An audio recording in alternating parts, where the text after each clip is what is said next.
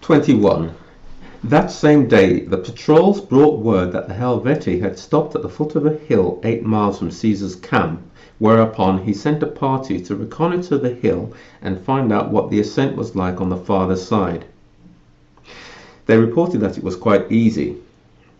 Shortly after midnight, he explained his plans to Labienus, his second in command, and detailed him to climb to the summit with 2 legions, taking as guides the men who had reconnoitred the ground.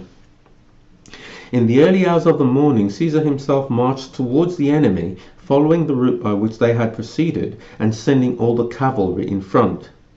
They were preceded by a patrol under command of Publius Considius, who was reputed a first-class soldier and had served under Sulla and later under Crassus.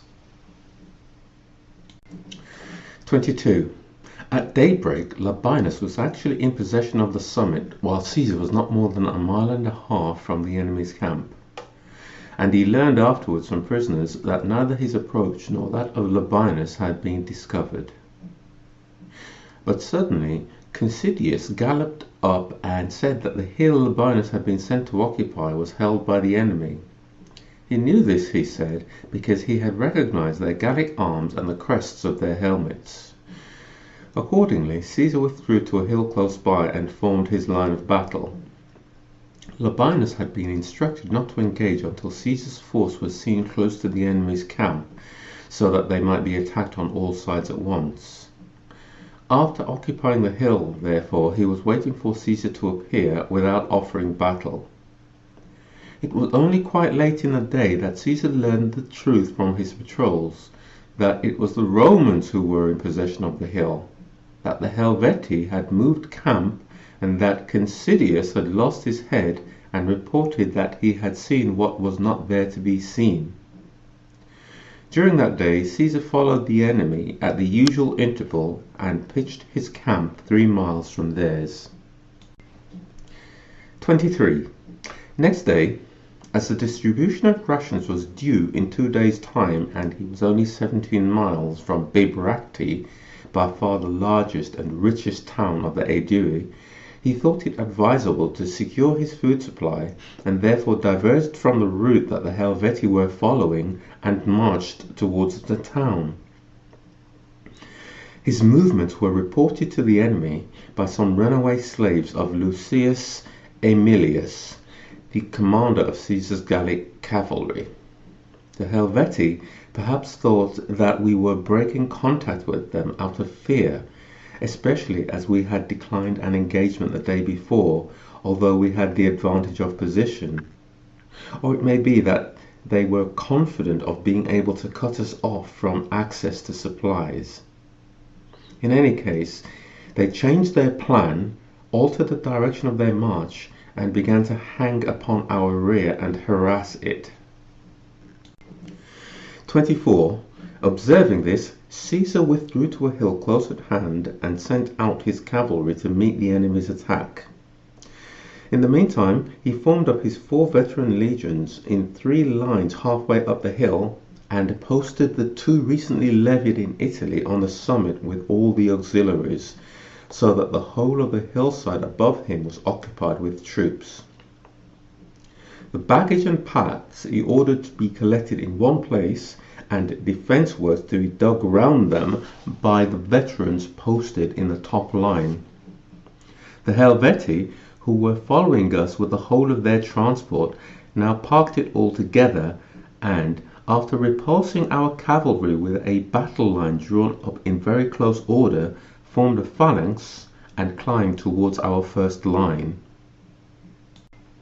25. Caesar had all the horses, starting with his own, sent away out of sight, so that everyone might stand in equal danger and no one have any chance of flight. Then he addressed the men and joined battle. By throwing down spears from their commanding position, the troops easily broke the enemy's phalanx and then drew their swords and charged.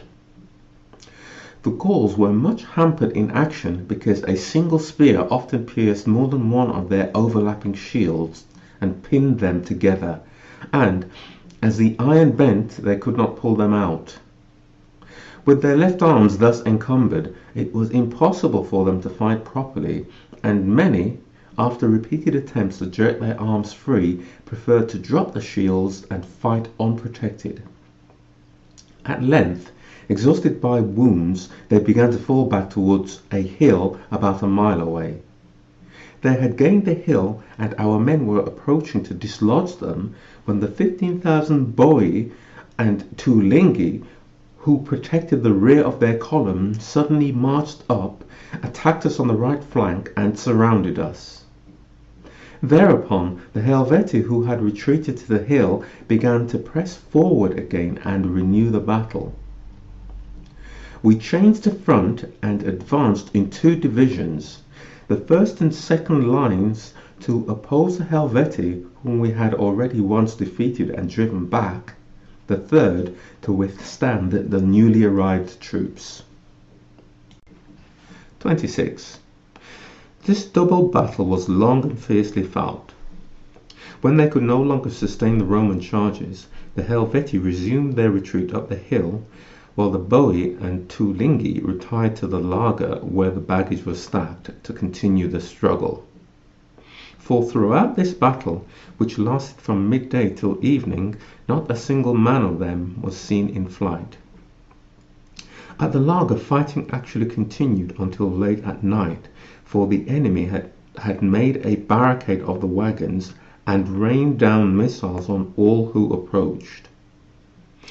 Some also wounded our men with spears and javelins discharged low down between the wagons and between the wheels.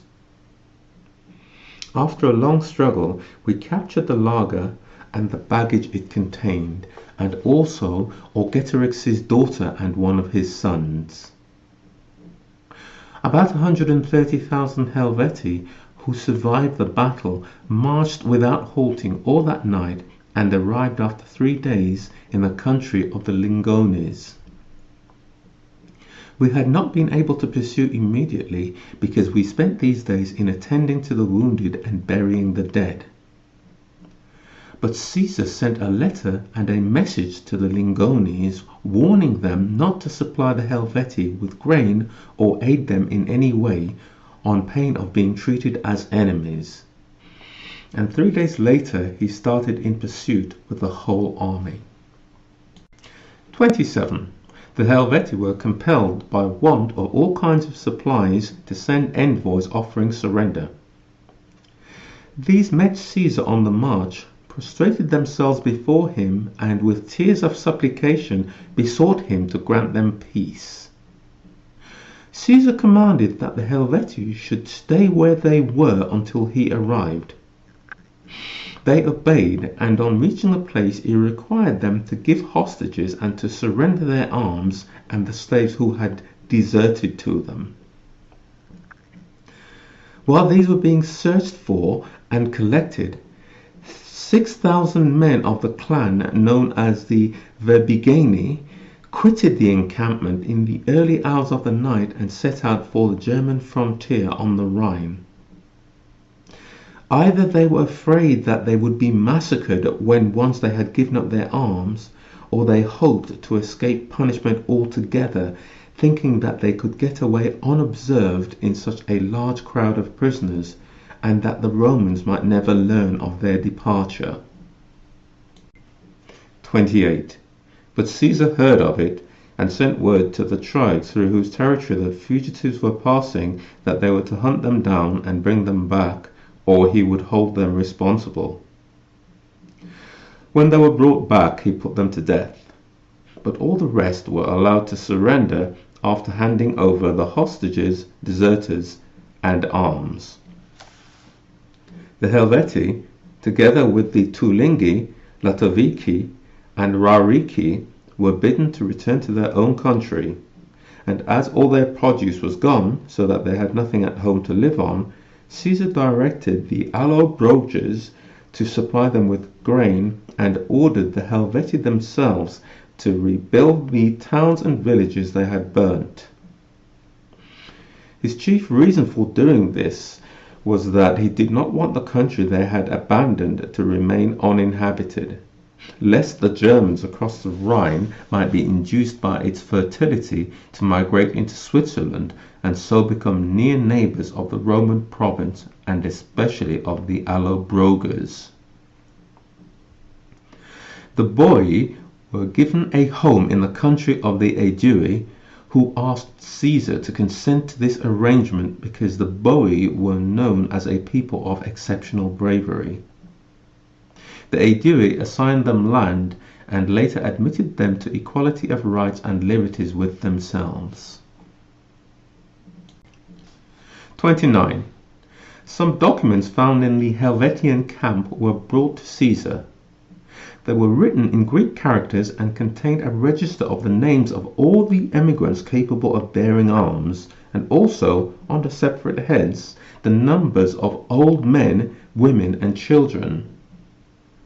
The grand total was 368,000, comprising 263,000 Helvetii, 36,000 Tulingi, 14,000 Latovici, 23,000 Raurici, and 32,000 Boii. And the list of men fit for military service contained 92,000 names. By Caesar's orders, a census was taken of those who returned home, and the number was found to be 110,000.